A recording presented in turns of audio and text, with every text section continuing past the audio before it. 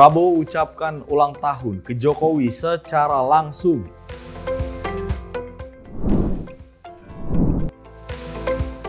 Kapolri kerahkan Propam Bareskrim atensi kasus Vina Cirebon.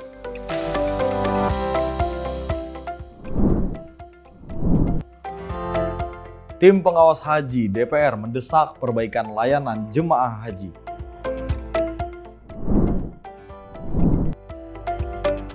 Tuna sirip biru Indonesia banyak diminati negara luar.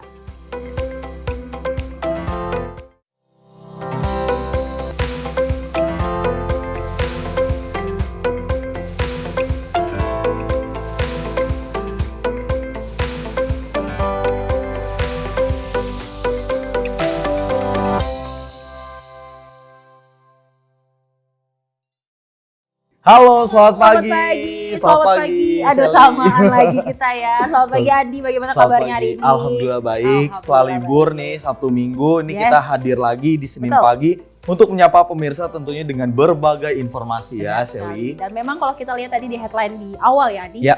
Ini kita lihat juga adanya kasus Vina yang sampai saat ini belum tuntas nih. Betul sekali. Apakah penyebabnya seperti apa? Entah ada yang salah tangkapkah dari pelaku, ini masih dilakukan pencarian ya. Apalagi ini juga Kapolri coba untuk membuat tim ya, untuk membuat tim. Mengusut ya. Intinya menegaskan untuk khususnya untuk Polda Jawa Barat ini untuk mengungkap kasus Vina ini secara transparan tentunya seperti itu ya. Dan tak hanya di kasus Vina aja nih Andi, tadi juga ada Prabowo Subianto nih yang mengucapkan secara langsung ulang tahun kepada Pak Jokowi. Iya, selamat ulang tahun Pak Jokowi, semoga sehat selalu ya. Benar. Dan kalau kita melihat ini keakraban dari Pak Menhan kita, Prabowo Subianto yang juga presiden terpilih, ini juga makin akrab nih. Walaupun pemilu sudah selesai, tapi memang persahabatan di antara kedua tokoh negara ini patut kita apresiasi seperti itu. Betul, apalagi kan ini kalau ada akrab ini kan dapat membangun Indonesia lebih baik lagi. Betul. Dan itulah pemirsa headline-headline utama kita di Menyapa Pagi kali ini, tentunya bersama saya Sally Siregar dan saya Andi Rezaldi. Kita simak Menyapa Pagi dari sekarang.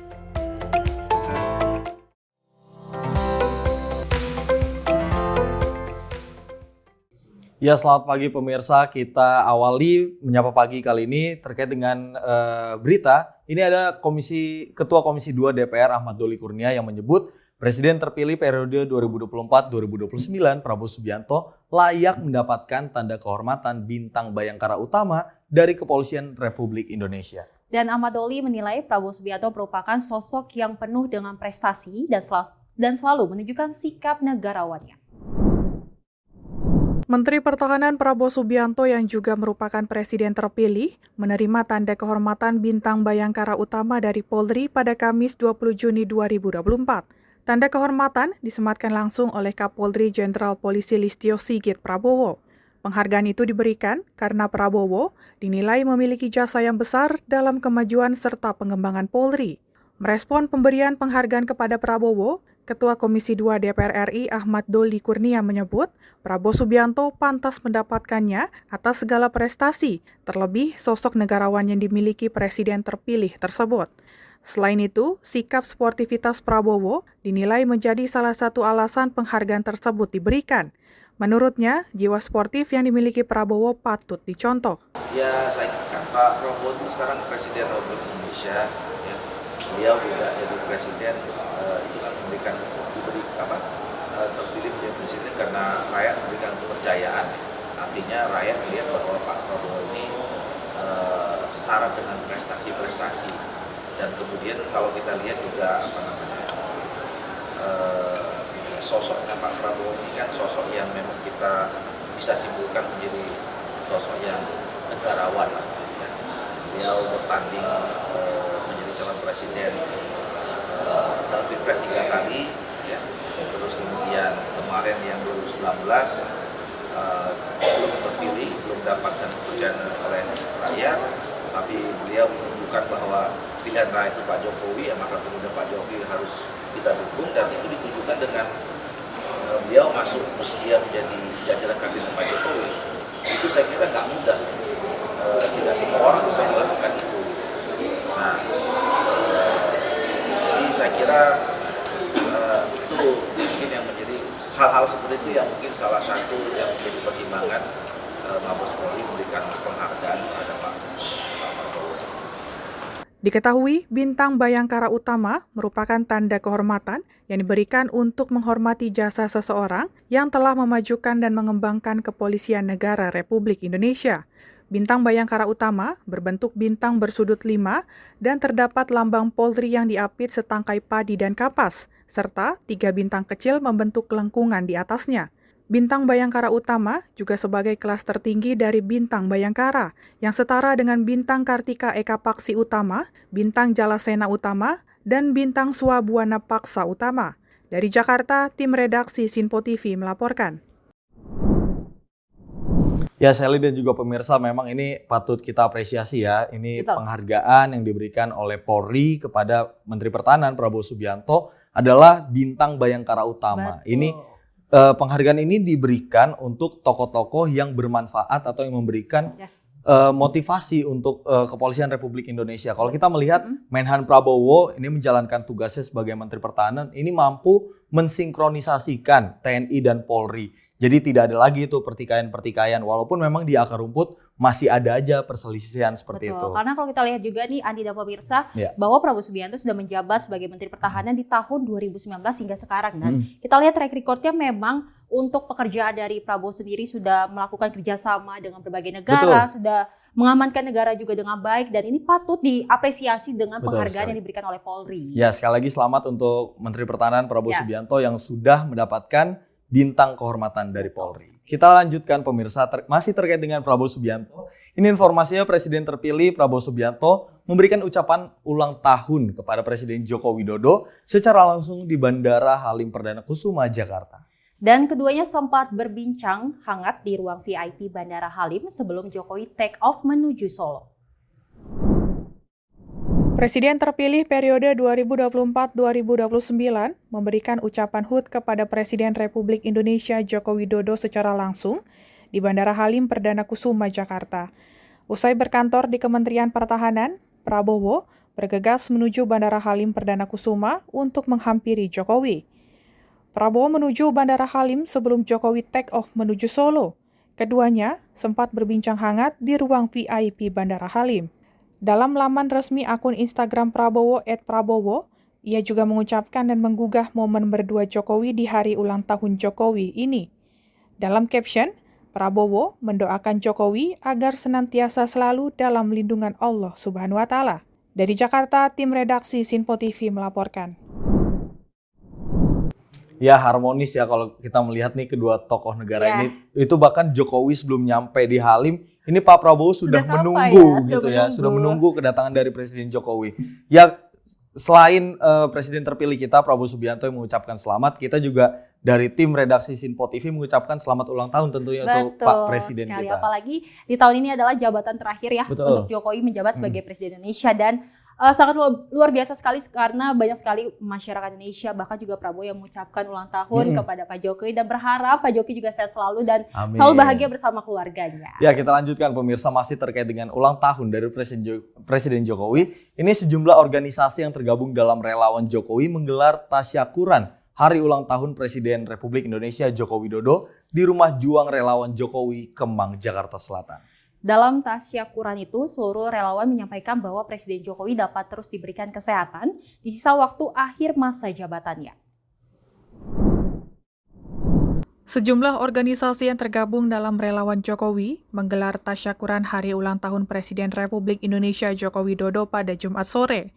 Ketua Umum Gerakan Satu Putaran atau GSP, Kodari, mengatakan syukuran bersama relawan Jokowi ini juga merupakan sebagai bentuk menjalin silaturahmi relawan pasca Pilpres 2024. Kodari mengajak seluruh relawan untuk mengawal pemerintahan selanjutnya di bawah kepemimpinan Presiden dan Wakil Presiden terpilih Prabowo Subianto dan Gibran Rakabuming Raka untuk menuju Indonesia Emas 2045. Tidak hanya itu, ia berharap kepada Jokowi setelah nantinya selesai menjabat sebagai presiden, agar tidak terburu-buru untuk balik ke kampung halaman Solo dan vakum dari dunia politik. Tentunya dalam momentum seperti ini juga ada sharing pengetahuan, wawasan, perspektif, ya, makanya ada diskusinya juga tadi. mengenai capaian Pak Jokowi 10 tahun, mengenai kenapa Pak Jokowi tetap populer, maupun harapan-harapan ke depan lah setelah Pak Jokowi dilanjutkan oleh Prabowo dan Gibran. Ya, saya berdoa bahwa Pak Jokowi jangan pulang dulu ke Solo. Beliau masih sangat muda, tenaganya masih sangat luar biasa, pemikirannya juga luar biasa, dukungan rakyat juga luar biasa, dan bagaimana semua itu digunakan untuk membantu Pak Prabowo, membantu Mas Gibran. Ya, akan luar biasa sekali kalau Pak Prabowo dengan Mas Gibran dibantu oleh Pak Jokowi betul-betul menjadi sebuah tim Indonesia Maju dalam melaksanakan program-program ke depan. Dari Jakarta, Farizal Ronabayu, Sinpo TV melaporkan.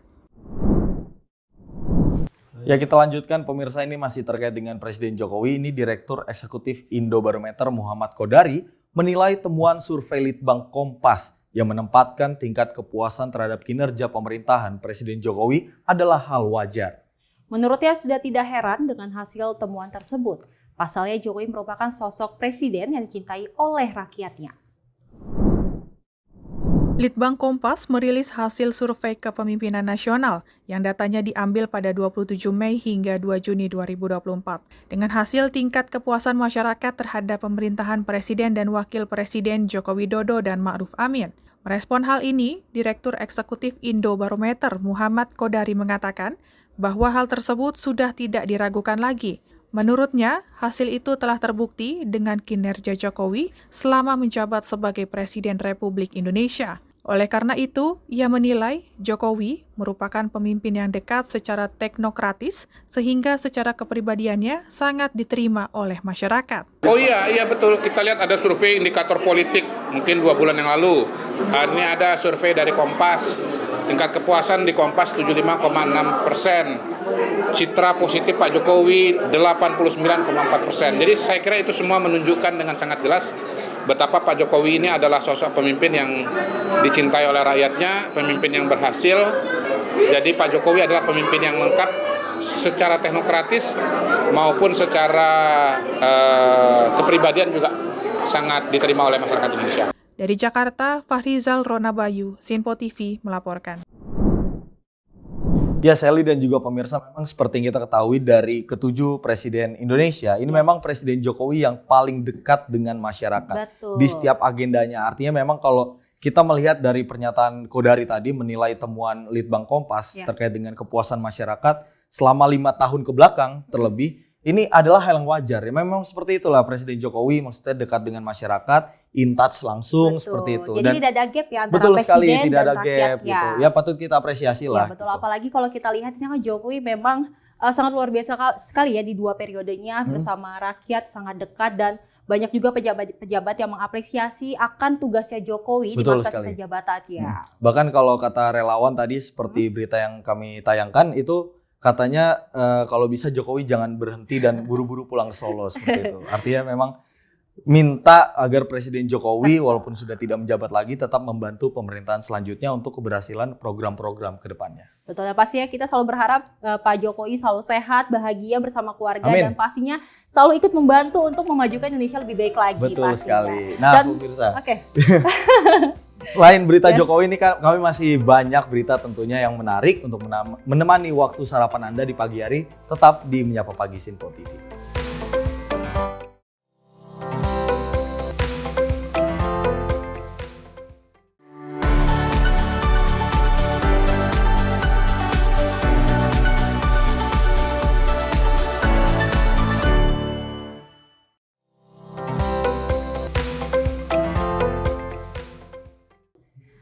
Selamat pagi pemirsa Sinpo TV yang baru saja bergabung dalam program Menyapa Pagi Sinpo TV. Dan pastinya kita mengucapkan juga selamat pagi buat pemirsa. Dan jangan lupa semangat ya. Betul. Untuk menjalani hari-hari di luar sana. Dan juga jangan lupa bahagia pastinya. Betul dong. Sekali. Betul, ini ada apa aja nih di berita di segmen kali ini? Nah, kalau kali ini tadi sudah membahas dari ulang tahun Jokowi, kemudian dari penghargaan atau bintang kehormatan yang diterima oleh Prabowo. Ini terkait dengan berita politik. Ini ada dari Ketua Umum Partai Solidaritas Indonesia atau PSI, Kaisang Pangarep, yang menegaskan bahwa dirinya berbeda dengan Anies Baswedan.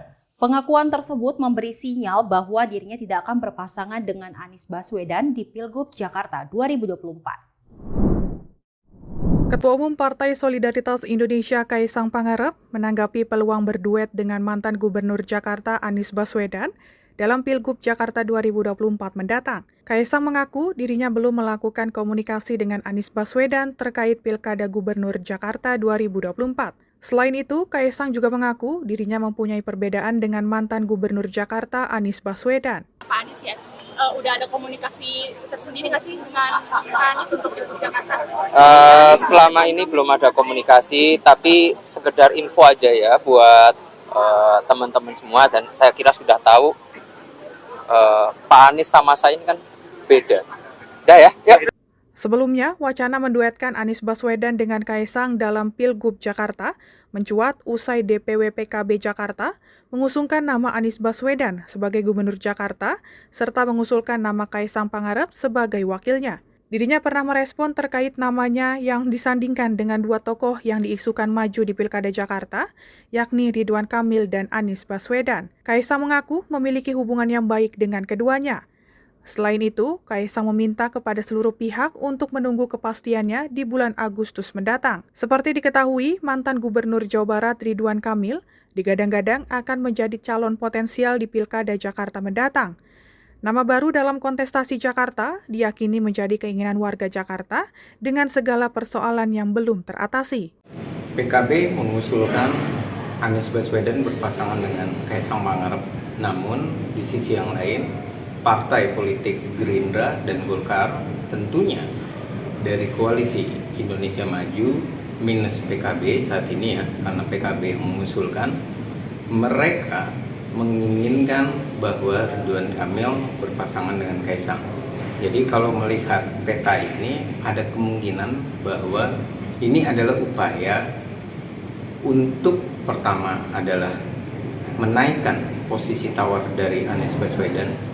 Yang kedua, ini adalah upaya supaya posisi dari Anies Baswedan ini bisa memikat berbagai partai. Dan ini adalah cara yang dilakukan oleh PKB supaya ia juga bisa menjadi koordinator atau pemain utama di Pilkada DKI Jakarta. Hanya saja, apakah ini bisa antara Anies dengan Kaisang? Kalau dilihat dari beberapa bulan yang lalu dan ada usulan bahwa permintaan dari koalisi Indonesia Maju yang minus PKB menginginkan sekali bahwa Kaisang ini bersama dengan Ridwan Kamil. Belum diputuskan oleh Golkar, tapi Ridwan Kamil menjadi suatu alternatif, figur baru untuk melawan dari Anies Baswedan.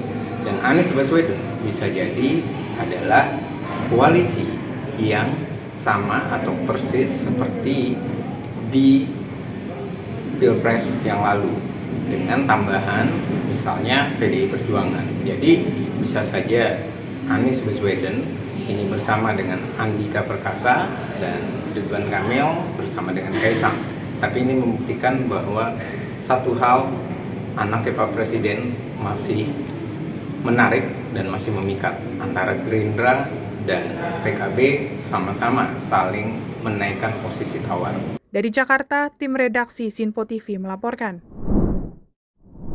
Nah, Sally dan juga pemirsa, ini kalau kita berbicara soal Pilkada Jakarta ini walaupun masih bulan November, ini sudah hangat diperbincangkan dari sekarang. Artinya sudah ada beberapa nama-nama potensial. Salah satunya ada mantan Gubernur Jakarta Anies Baswedan yang katanya bakalan nyalon lagi setelah kalah di Pilpres, seperti itu.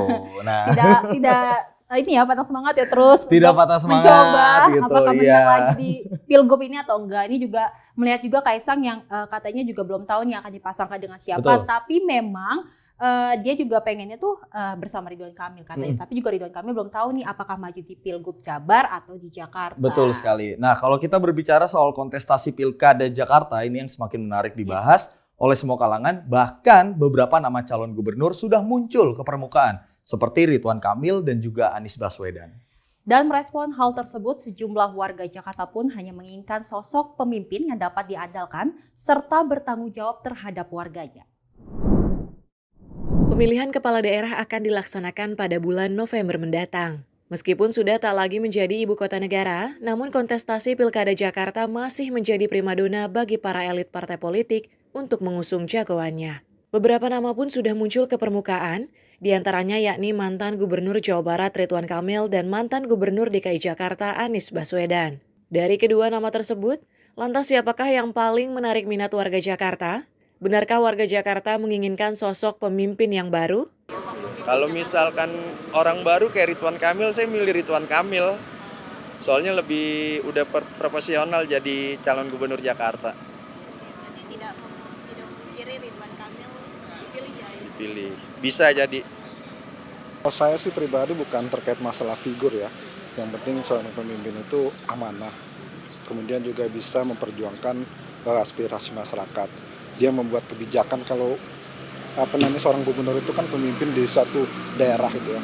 Dia harus benar-benar bisa membawa aspirasi masyarakat. Kebijakan-kebijakan itu kebijakan yang berpihak kepada rakyat. Mau Ridwan Kamil, mau Anies Baswedan, sepanjang itu dia membuat kebijakan yang berpihak kepada rakyat, kita sih tidak ada masalah. Walaupun saya pribadi sudah punya pilihan gitu ya. Tapi mungkin kan itu kan rahasia kita itu ya. Itu aja. Ikut imam aja deh sama. Saya nggak memihak Anies. Anies dulu pernah jadi gubernur saingan sama Ahok. Ahok terus menang Ahok. Ahok dipenjarakan dari masalah soal agama.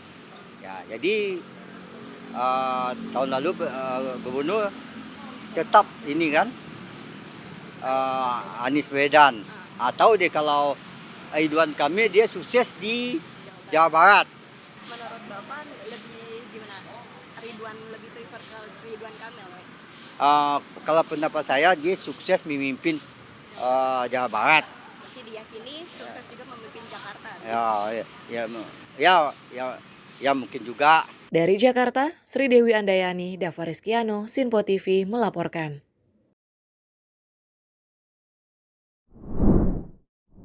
Nah, gimana Shelly kalau melihat tanggapan dari masyarakat tadi? Setuju sih, apalagi buat kita nih yang sudah dari kecil di Jakarta memang butuh sekali ya sosok yang sangat baru di Jakarta. Artinya kalau kita nama-nama lihat, baru ya? Iya, kalau kita lihat juga Ridwan Kamil kan track recordnya di Jawa Barat kemarin sangat bagus ya. Mulai dari pembangunan di Bandung, bahkan di Jawa Barat, di seluruh Jawa Barat ini sangat bagus. Jadi mungkin kalau Ridwan Kamil ke Jakarta bisa membawa pengaruh yang baik untuk Jakarta ke depannya. Mungkin hal yang baik dilakukan di Jawa Barat ini bisa diimplementasikan di kota kita Jakarta. Karena kalau kita ketahui memang Jakarta ini adalah tahun terakhirnya merayakan hari ulang tahunnya sebagai ibu kota negara seperti itu. Nah, kita harapkan dengan berakhirnya masa kota Jakarta sebagai ibu kota negara ini dapat terus menjadi top gitu.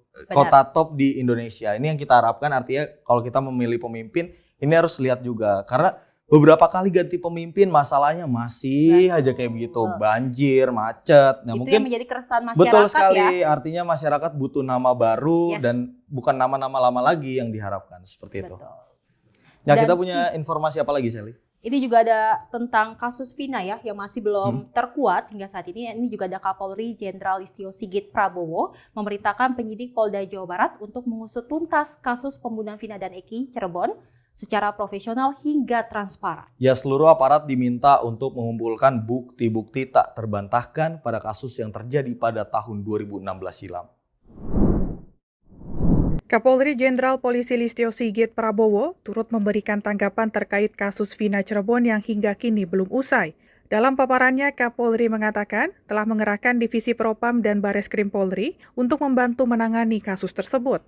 Dirinya memberi perintah kepada jajaran Polda Jawa Barat untuk memproses serta mengusut secara transparan dan memberikan rasa keadilan dengan alat bukti yang ditemukan. Kapolri memastikan akan menampung semua masukan maupun kritik dari berbagai lembaga seperti Kompolnas hingga Komnas HAM. Bahwa terkait dengan kasus Vina ini kan menjadi perhatian publik.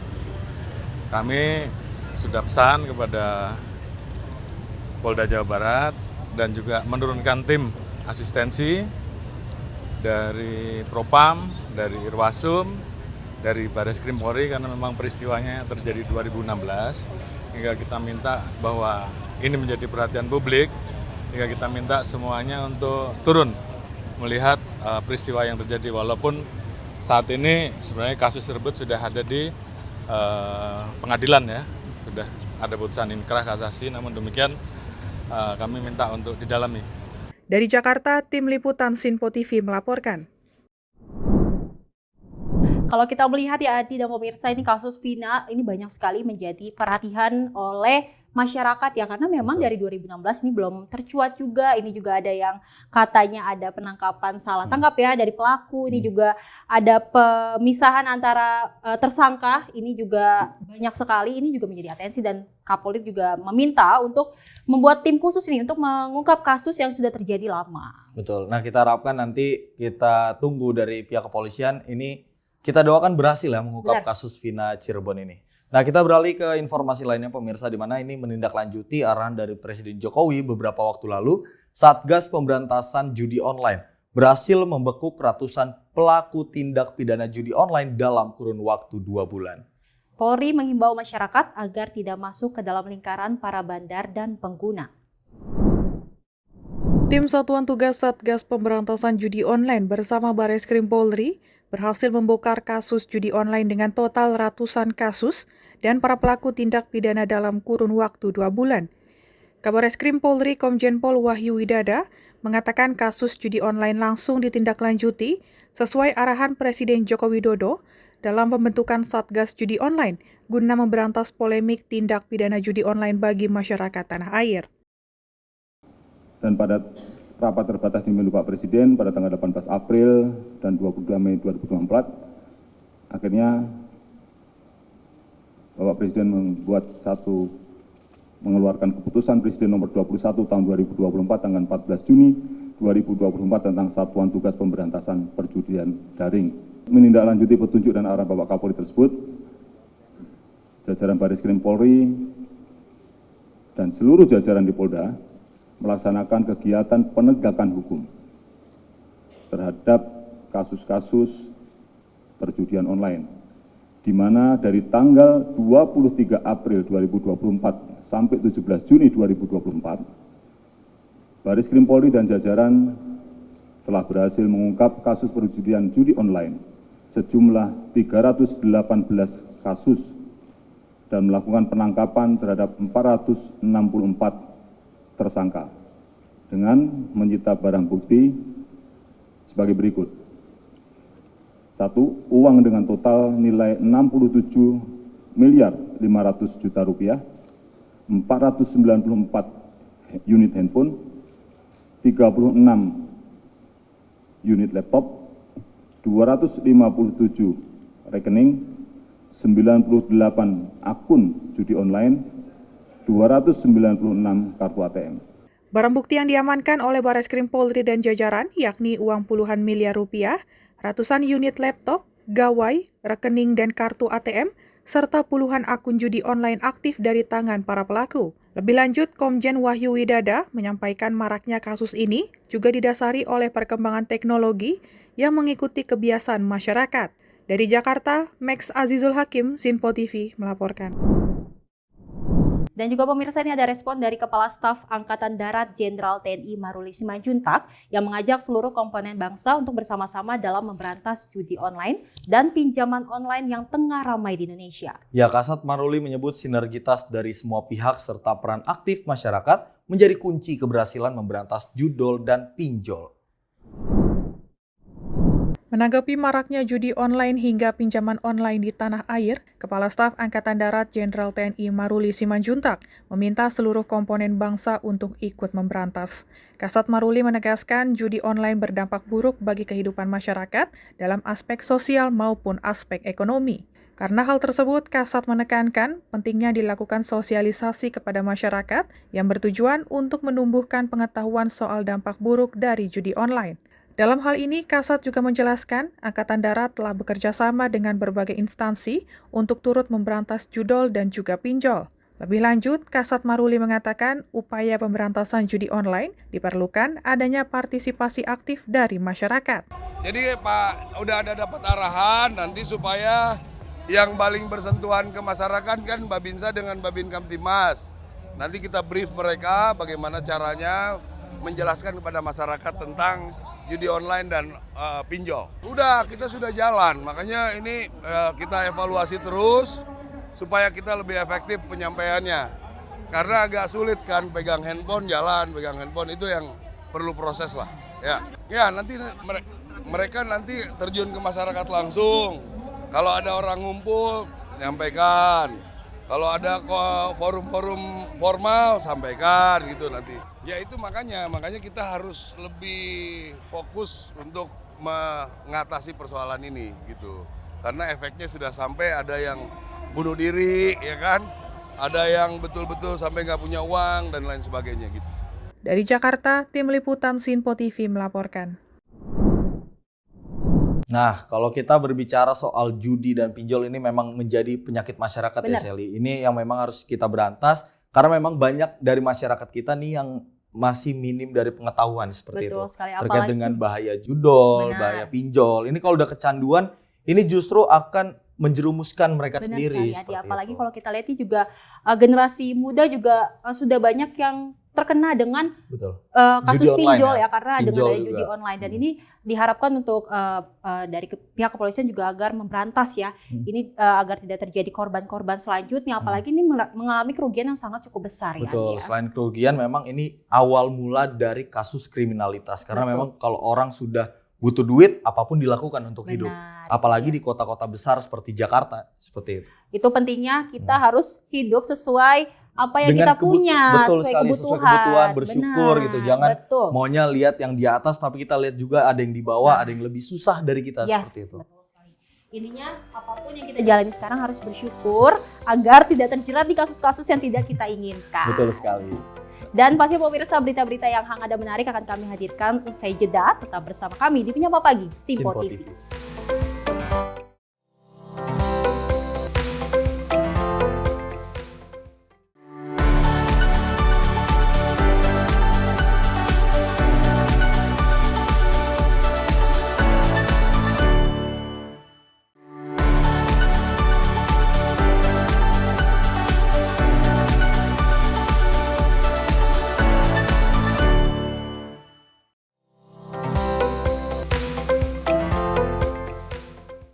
Ya, selamat pagi pemirsa, selamat bergabung kembali dengan kita di Menyapa Pagi, tentunya dengan berbagai informasi yang sudah kami sajikan, tentunya seperti itu ya. Betul sekali. Nah, Sally dan juga pemirsa, ini masih terkait dengan berita soal haji. Ini kita harapkan seluruh jamaah haji yang nanti akan pulang ke Indonesia, semoga menjadi haji yang mabrur seperti itu ya. Semoga pelaksanaan hajinya lancar-lancar saja. Namun memang kalau kita berbicara soal pelaksanaan haji tahun 2024, ini pasti kalau kita berbicara ada plusnya, pasti ada minusnya. Betul seperti itu. sekali. Seperti berita yang satu ini pemirsa, ini ada dari tim pengawas haji DPR yang meminta perlu adanya evaluasi menyeluruh terkait dengan penyelenggaraan haji. Dan harus ada langkah konkret dari pemerintah dalam menyelesaikan permasalahan haji yang terus berulang setiap tahunnya.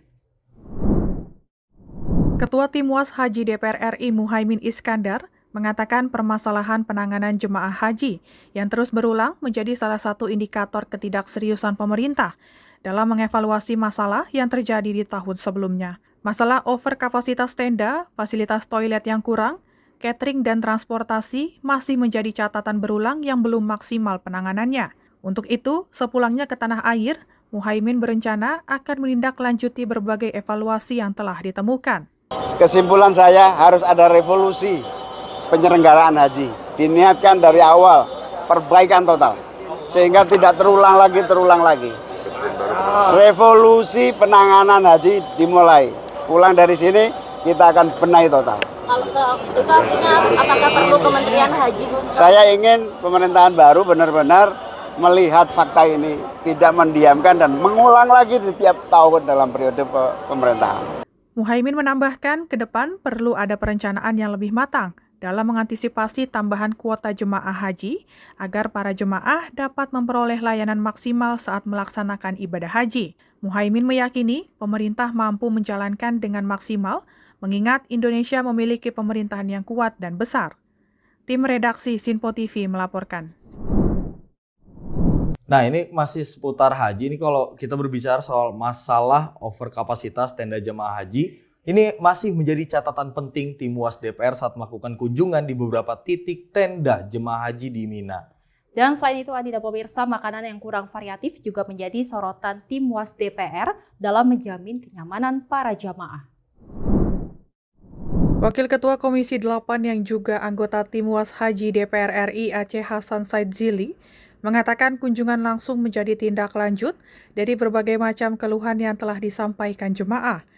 Overkapasitas tenda yang telah diprediksi sebelumnya belum mampu diantisipasi dengan baik oleh pemerintah, sehingga beberapa jemaah yang tidak kebagian tempat tidur harus rela tidur di lorong tenda. Memang kami masih memberikan beberapa catatan penting bahwa pertama soal masih adanya overcapacity dari para jamaah kita selama di Mina. Terutama yang saya saksikan tadi itu adalah di JKS 11 ya, yang seharusnya 440 jamaah tetapi ternyata kapasitasnya hanya sekitar 380-an sehingga sekitar 50 jamaah harus dipindahkan ke tenda yang lain. Sementara itu, anggota tim WAS Haji DPR Arteria Dahlan menambahkan selain masalah overkapasitas tenda, makanan yang kurang variatif juga banyak dikeluhkan masyarakat. Untuk itu, ia mendesak pihak catering penyedia makanan untuk menyesuaikan kebutuhan jemaah dengan lauk yang lebih beraneka ragam. Berikutnya lagi kita juga melihat mengenai masalah makanan, walaupun makanannya melimpah, tapi memang kalau bisa menunya dibuat yang lebih berkeindonesiaan. Tadi istilahnya jangan sampai ada Upin dan Ipin tiap hari dikasih makan, makannya paha ayam terus. Mereka senang, tapi memang namanya orang Indonesia terbiasa makan yang beraneka ragam. Kalau tiap hari disajikan ayam yang seperti itu ya mungkin ada alangkah baiknya apabila kita bisa melakukan diversifikasi. Tim redaksi Sinpo TV melaporkan. Nah, itu dia. Kalau selain dari pelaksanaan hajinya gitu, dari para jamaah sendiri supaya haji bisa mabrur, ini juga kita harus memperhatikan fasilitasnya seperti itu. Benar. Apalagi kalau kita lihat ini kan tenda sangat penuh ya. Kalau kita lihat di media sosial dan banyak sekali jamaah yang memang kekurangan akan oksigen, terdesak, dan ini menjadi perhatian dari tim WAS DPR. Dan juga kalau kita lihat lagi Andi, ini kan ada kasus yang visa non haji ya, yang 24 jamaah Indonesia ditahan oleh pemerintah Arab Saudi. Dan ini menjadi perhatian juga agar haji di tahun depan tidak terjadi seperti ini lagi. Betul, karena memang kalau perbuatan-perbuatan tercela seperti itu, seperti yang 24 WNI ini dapat mencoreng pertama nama Indonesia, kemudian nanti akan merusak perjanjian kerjasama antara Indonesia dan juga Arab Saudi. Karena seperti yang kita ketahui memang di tahun 2024 ini kuota haji kita ini ditambah oleh pemerintah Arab. Jangan sampai di tahun berikutnya ini justru tidak mendapatkan pertambahan ataupun justru malah dikurangi dengan kasus-kasus seperti ini. Benar sekali Adi. Dan ini juga masih terkait haji, ada sebuah video viral yang memperlihatkan momen haru seorang pria yang menggendong lansia waktu pelaksanaan ibadah haji di Mekah. Ya, diketahui reaksi tersebut dilakukan oleh warga negara Indonesia waktu melaksanakan haji. Video memperlihatkan seorang pria warga negara Indonesia membawa momen haru. Dirinya menggendong seorang wanita lansia yang sedang melaksanakan ibadah haji. Awalnya, dalam keterangan video yang viral di sosial media, seorang pria ini menggendong ibu kandungnya di punggungnya sembari menggendong tas hitam di depannya. Terlihat pria WNI itu menggendong saat berada di terowongan menuju Jalan Mina, bahkan sesekali dirinya tersenyum saat orang sekitar menyapanya. Setelah ditelusuri oleh warganet, seorang pria WNI ini ternyata menolong nenek lansia yang tertinggal rombongan jamaah haji. Seorang pria juga mendapat ucapan doa, semoga menjadi haji mabrur karena sungguh melakukan perbuatan mulia. Tim redaksi Sinpo TV melaporkan. Terharu banget ya melihatnya ya. Tadi kalau kita melihat ini pria yang menolong lansia ini, nenek-nenek ini katanya nenek-neneknya itu terpencar dari rombongannya seperti itu. Dan memang kalau kita lihat ini antara yang laki-laki ini dan lansia ini memang tidak ada hubungan. Tapi kalau kita lihat ini seperti antara anak dan ibu ya yang menjaga ibunya agar tidak kelelahan dalam menjalankan ibadah haji, apalagi ini kan lansia ya. Kalau kita lihat kan memang untuk faktor kesehatan memang agak berkurang ya. Ini menjadi faktor perhatian khusus juga buat dari tim WAS DPR ya untuk memperhatikan selalu untuk lansia yang melaksanakan haji. Melakukan pencegahan ya supaya tidak ada lagi orang-orang khususnya lansia yang terpencar dari rombongannya seperti itu. Nah, kalau berbicara soal fasilitas haji yang kurang seperti itu.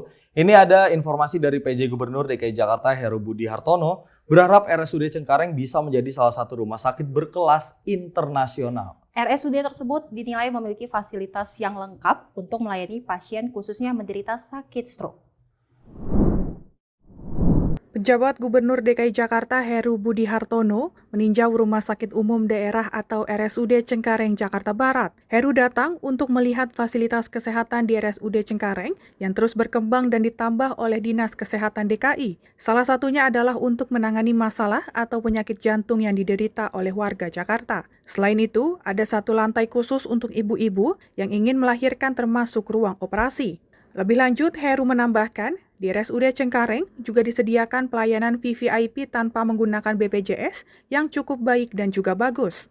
Selain penyakit stroke, RSUD Cengkareng juga bisa melayani pasien yang menderita penyakit jantung. Pasien stroke bahkan tadi ada umur 18 tahun sudah stroke, maka peralatan terkait dengan stroke akan disiapkan dan dipenuhi ya.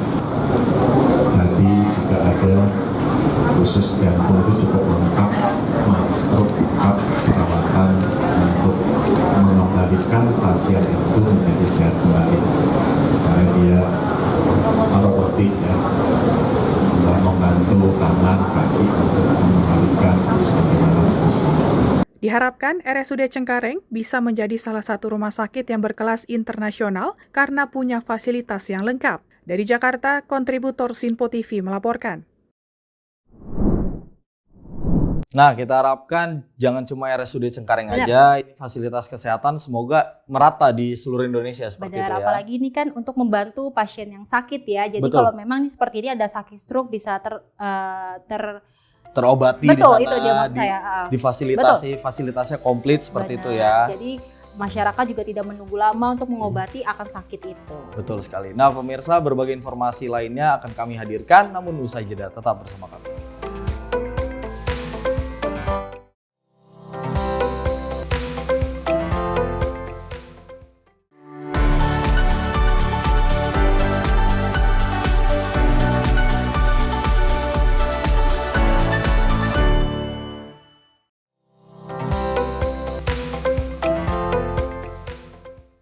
Terima kasih pemirsa masih bersama kami dalam Menyapa Pagi Simpo TV. Tentunya bersama kami berdua nih yang masih semangat memberitakan berita-berita yang hangat untuk para pemirsa di rumah. Betul. Nah, berbagai informasi masih ada nih yang akan kami sajikan hingga pukul 7 pagi waktu Indonesia Barat. Betul sekali Andi. Ini juga ada negara Indonesia yang menjadi pemasok ikan tuna terbesar di dunia dan sejumlah negara seperti negara Amerika Serikat dan Jepang pun mengimpor ikan tuna dari Indonesia untuk diolah menjadi makanan seperti sashimi. Ya, hal itu dikarenakan tingginya peminat negara luar terhadap ikan tuna berjenis sirip biru dengan kualitas bagus dan harga yang tinggi.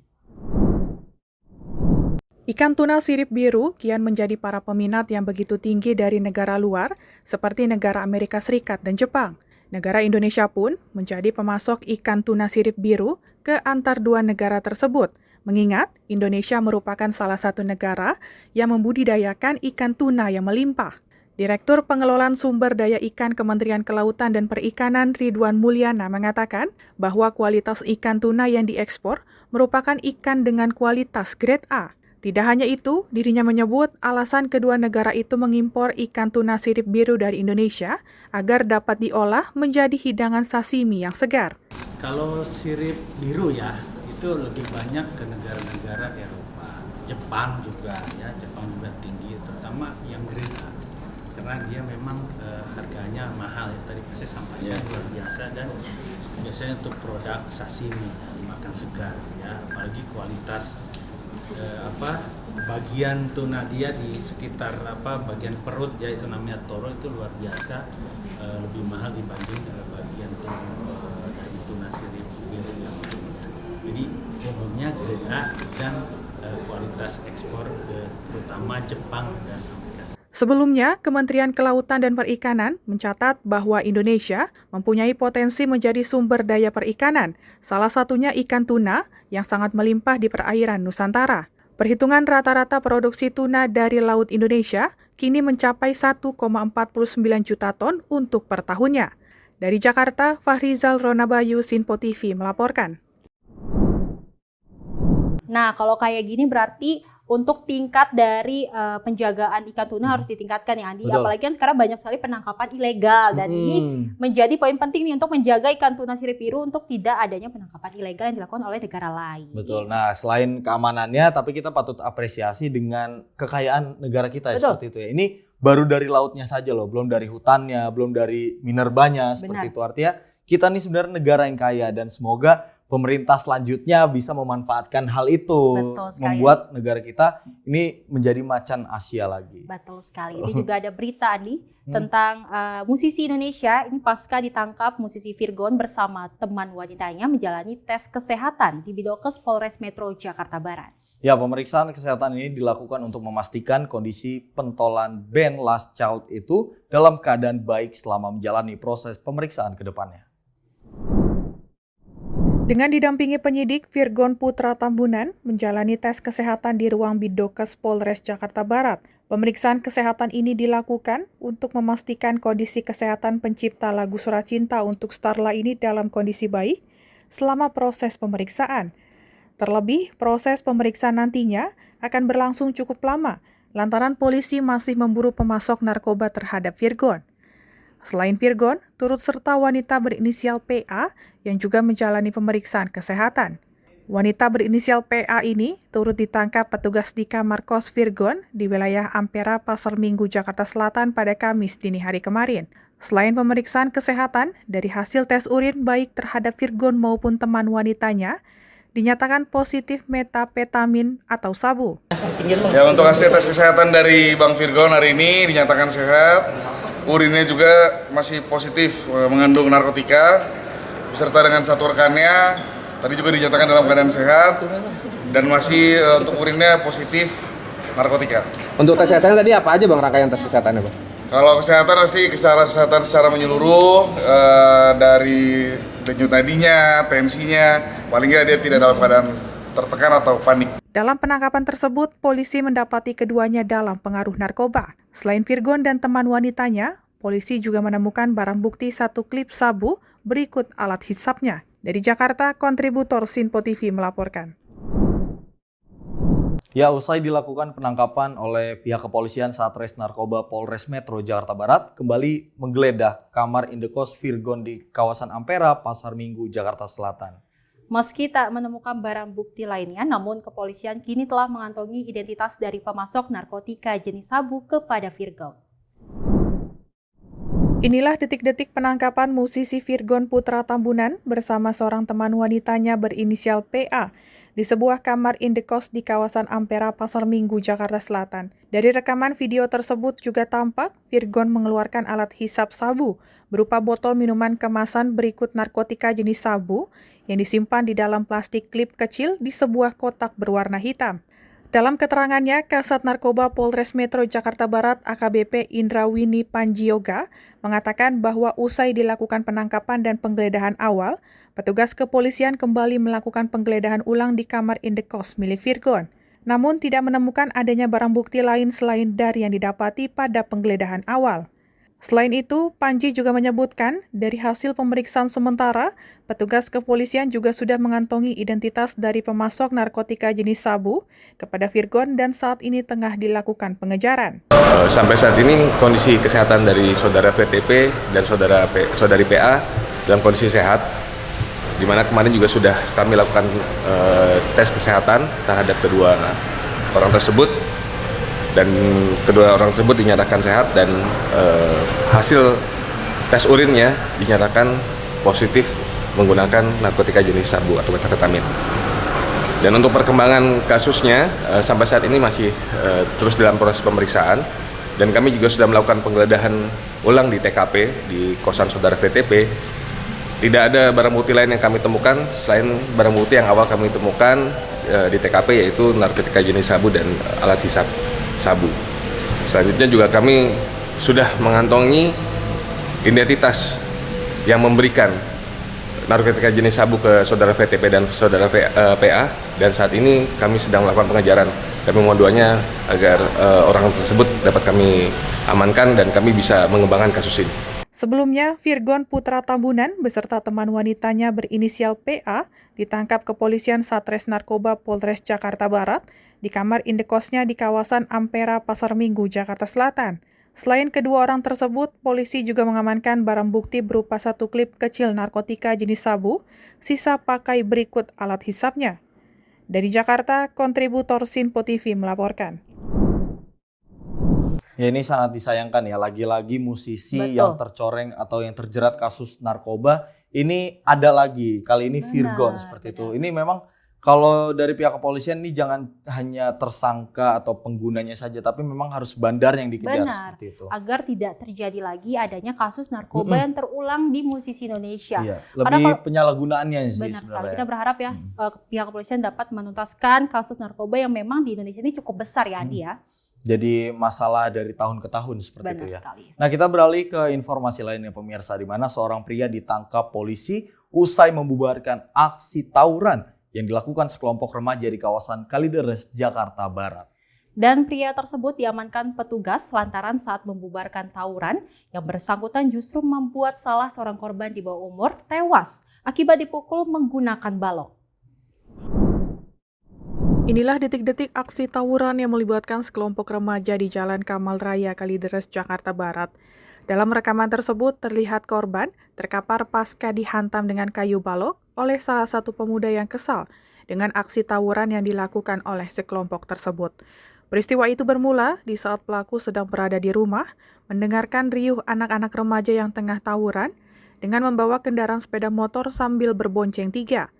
Kala itu, tersangka mencoba menghalau dan membubarkan para pelaku tawuran di tengah jalan. Di saat bersamaan, korban yang tengah melaju menjauh dari tersangka, tiba-tiba saja putar balik hingga pelaku yang merasa dipermainkan gelap mata hingga memukul korban dengan menggunakan balok kayu.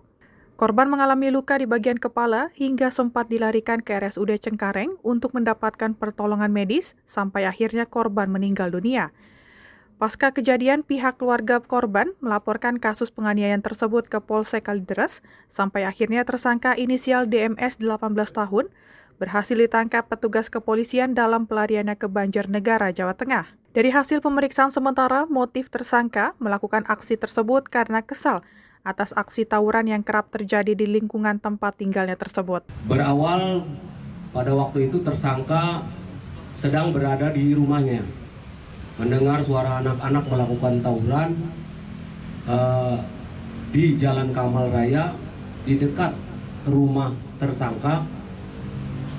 Para pelaku tawuran adalah menggunakan sepeda motor berbonceng 3. Kemudian tersangka langsung berlari ke tengah jalan sambil berteriak bubar-bubar.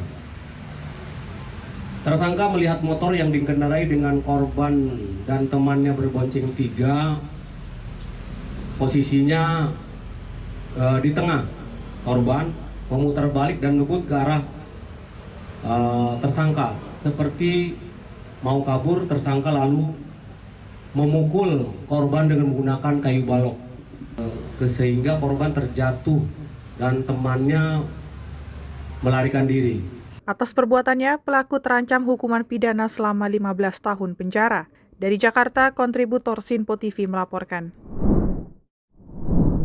Nah, ini sebenarnya serba salah, Sel. Kalau kita menilai kasus seperti ini ya, satu sisi pelaku tawuran salah, tapi main hakim sendiri juga salah seperti itu. Saya yakin sih yang mukul pakai balok ini sebenarnya niatnya untuk membubarkan, niat baik, tapi ini kebablasan karena emosi, karena mungkin tawuran ini terjadi terus-menerus di wilayahnya, artinya kesal dan terjadilah yang sedemikian. Benar, berarti memang sebaiknya ya Andi, kita laporkan saja dulu ke kepolisian agar pihak kepolisian yang menindaklanjuti agar terjadi yang seperti ini tidak terjadi lagi, apalagi jadi korbannya jadi tewas juga ya Andi ya, ini sangat disayangkan. Iya, harusnya jadi pelaku ini malah menjadi korban seperti itu karena ya tindak main hakim sendiri seperti itu. Betul. Nah, kita beralih ke informasi lainnya pemirsa. Ini lagi-lagi terjadi sebuah video yang menghebohkan media sosial, seorang yang menjadi pengunjung Taman Safari Indonesia yang dengan sengaja memberikan makanan sampah plastik kepada hewan kudanil. Atas tindakannya tersebut, pihak Taman Safari Indonesia langsung melakukan upaya hukum dengan melaporkan kepada pihak kepolisian. Heboh video yang sangat viral di media sosial berdurasi kurang dari 9 detik ini, seorang pengunjung Taman Safari Indonesia Cisarua Bogor, Jawa Barat, berawal terlihat memberikan makanan sayuran jenis wortel. Namun berikutnya, dengan cara sengaja memberikan makanan sampah berupa plastik ke mulut kudanil yang sedang meminta makan dari pengunjung. Atas tindakannya tersebut, pihak Taman Safari Indonesia Cisarua Bogor, Jawa Barat, Dirut TSI, Jensen Manansang, langsung melakukan tindakan preventif, yakni melaporkan pelaku kepada pihak kepolisian sektor Cisarua untuk ditindaklanjuti melalui proses hukum yang berlaku sebagai upaya untuk memberikan efek jera. Padahal, ketentuan tersebut telah terpajang jelas jika para pengunjung tidak boleh memberikan makanan dan minuman kepada hewan, bahkan mengganggu pun tidak diperbolehkan. Ini memang kejadian kedua kali lagi. Tiga, Pak? Ya, ketiga dulu satu rusa yang dikasih minuman keras dari pengunjung yang tidak bertanggung jawab. Dan yang kedua kali memang ada juga hipo, yang kudanil yang dikasih botol aqua. Botol minuman ya? Iya, betul. Nah, kedua kali itu semuanya ada kejadian itu dengan ada kebaikan, bukan sengaja, tapi memang itu ada ilahi lah, sengaja ilahi. Ada yang pengunjung yang peduli, sehingga mereka yang merekamkan, lalu mereka yang bantu melaporkan ke Taman Safari. Lalu kita cross check dengan CCTV kita memang ada. Sehingga kita itu terusurkan kepada kepolisian, kita laporkan sehingga sampai ketangkep ataupun besok-besoknya mereka minta proses dan mereka minta maaf semuanya, lalu dibikin pernyataan, bahkan juga divonis di pengadilan, ada hukuman dan juga ada dendanya. Nah, ini gambar ada. Ya. Nah, jadi tidak jadi dimakan ya, Pak ya? Tidak dimakan, tetapi ya ini nggak boleh. Satu pelanggar juga, karena ini kalau kemakan juga menjadikan satu masalah. Jadi untuk satwa. Kini, hewan yang saat itu diberi makanan berupa sampah plastik, sementara dalam proses pemeriksaan dokter hewan Taman Safari Indonesia Cisarua Bogor, Jawa Barat. Dan saat ini, kondisinya sudah mulai membaik, dan plastik yang tertelan hewan kudanil bernama Hanyut berumur 31 tahun ini sudah dikeluarkan dari tubuhnya. Dari Kabupaten Bogor, kontributor Sinpo TV melaporkan. Lagi-lagi hewan kudanil yang menjadi sasaran dari keisengan orang-orang yang tidak bertanggung jawab ini sangat-sangat disayangkan ya. Maksudnya kalau udah mau berwisata ya udah wisata aja betul. gitu. Apalagi kalau kita lihat kudanil ini menjadi korban terus-menerus, dan untungnya ya Adi, ini kudanil juga dalam kondisi yang baik-baik saja pasca dikasih makanan sampah plastik oleh pengunjung yang tidak pantas untuk diikuti ya. Betul, tidak pantas untuk ditiru seperti itu ya. Karena kalau kita melihat kenapa selalu kudanil gitu, dari dikasih minuman alkohol seperti itu beberapa tahun yang lalu, kemudian juga kali ini sampah, dan banyak sekali sebenarnya berita-berita soal Taman Safari yang orang-orang iseng, tidak bertanggung jawab, yang tidak punya hati nurani. Ini kan hewan tidak punya akal ya. Betul. Apapun yang dikasih, yang diberikan, apalagi kudanil kan, kalau kita lewat situ dia posisi mangap, ini apa aja bisa dimasukkan di situ. Benar, ini pentingnya edukasi ya Adi ya. Biar kita juga kalau emang mau berwisata ya udah cukup berwisata, melihat keindahan dari hewan-hewan yang Indonesia punya, jangan jadi malah menambah masalah yang jadi tidak baik untuk kedepannya pasti. Nah, akhirnya kan kena polisi seperti itu. Nah, kita harapkan pihak kepolisian bisa menindak tegas orang-orang yang seperti ini ya. Dan betul, dan nanti berita tadi sebagai penutup jumpa nih kali ini di Menyapa Pagi Sinpo TV. Dan memang pastinya kita akan memberitakan berita-berita yang hangat dan menarik di Menyapa Pagi edisi selanjutnya. Seperti itu. Dan jangan lupa semangat, tersenyum, dan selalu bahagia dalam kehidupannya. Dan semoga pemirsa sekalian dan seluruh kerabat dan kru yang bertugas, semoga diberikan kesehatan selalu dan bisa menyapa pagi di the next Menyapa Pagi. Yes, betul sekali. Dan pemirsa, sampai jumpa di Menyapa Pagi selanjutnya. Saya Selly Siregar. Dan saya Andi Rezaldi mewakili segenap kru yang bertugas pamit undur diri. Selamat pagi, sampai jumpa. Sampai jumpa.